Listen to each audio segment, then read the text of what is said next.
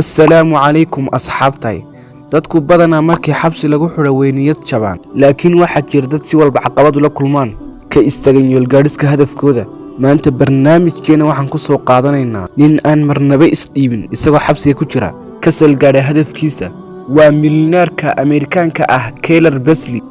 walaalna intaynu muuqaalka garan leeg inagu dhiirigal lahay nagala bakhaylin.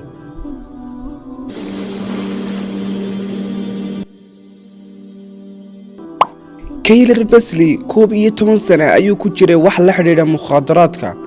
haddaba Kayler Besley markii la xidhay wuxuu ku dhaqaaqay guushii uu maanta gaadhay. Kayler Besley kamayna dhigin inuu niyad jabo. markii ugu horreysay wuxuu bilaabay inuu saaxiib la noqdo maxaabiistii mid isku bartaan.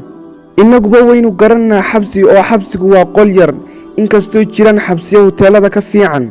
Kayler Besley markii ugu horreysay wuxuu bartay farsamada gacanta oo ahayd wixii xumaaday inaad hagaajisato si dhib yar. haddaba ninkan Kayler Besley wuxuu caashiqay kubadda loo yaqaan golf. mar walba wuxuu jeclaa inuu ku raaxaysto kubadda loo yaqaan golf.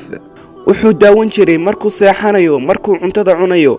adigu ninkan Kayler Besley wuxuu ka dhammaan waayay ciyaartan, xataa ilaa uu u soo jeeday in badan ilaa uu ku dhex bilaabo ciyaartaas la ciyaarayo maxaabiistii ay ku saaxiibeen xabsiga dhexdiisa.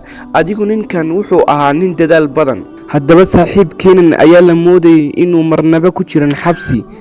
Kayler Besley 5 sano ee uu xabsi ku jiray muuna nasan, hadday tahay maskax iyo hadday tahay ficil. aynu sii wadana sheekadeenna. markuu 11 sano liqay ayaa la soo daayay, laakiin fikrad cusub ayuu watay. muddada intaa la eg uu ku jiray xabsiga wuxuu bilaabay inuu sameeyo golfi. haddaba ciyaartan ayaa ahayn mid la dheelsan karo samaynteeda, balse isagu fikraddii uu xabsiga kala soo baxay ayuu bilaabay inuu isku toostoosiyo. waxayna noqotay fikrad cajiiba oo macquula. kadib cid walba oo ay isyaqaanaan, hadday tahay asxaabtiisa iyo sidoo kale jaarkiisa, inuu ku qanciyo fikraddaas. saaxiibadii way ku soo dhoweeyeen fikraddiisa cusbayd. haddaba wuxuu u qalabtay inuu sii horumariyo, laakiin mayna noqon mid lagu raaco. badanaa waxaa dhaca in markaad fikrad cusub la timaadid ayna dadku kuu qancayn wax yar mooye, laakiin badanaa dhaqdhaqaaqaaga markaad badisid ayaad helaysaa waxaad rabtid. wiilkan wuxuu arkay hadduu meel iska fadhiya inayna waxba u kala soconayn. haddaba Kayler Besley ayaa laga soo horjeedsaday. iskaba dhaaf in laga iibsaday, xataa meeshii uu ku gadanayay ayaa laga soo horjeedsaday inuu ku iibsado. cajiib. haddaba Kayler Besley muuna niyad jabin, balse kalsooni aad u baaxad weyn ayuu naftiisa geliyey. wuxuu sii horumariyey hagaajinta alaabtan cusub oo isagu hindisay. mar walba uu sii horumarinayay alaabtan cusub.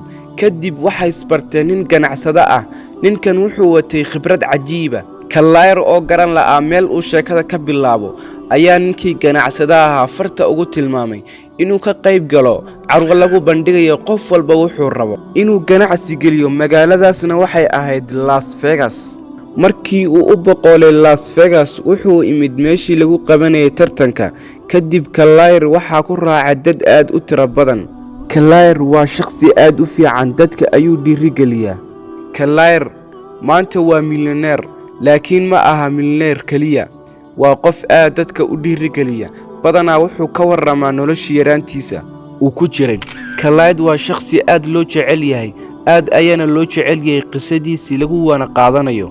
walaal, haddii aadan is-hormarin qofna kuma horumarinayo.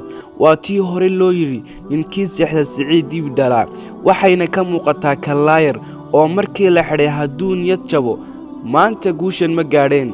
fadlan is-hormari, qofna ha sugin. walaal, haddaad muuqaalka heshay leegtan nagala bakhaylin. sidoo kale channelka subscribe saar si aad ula socotid barnaamij walbana soo gelino. mahadsanid.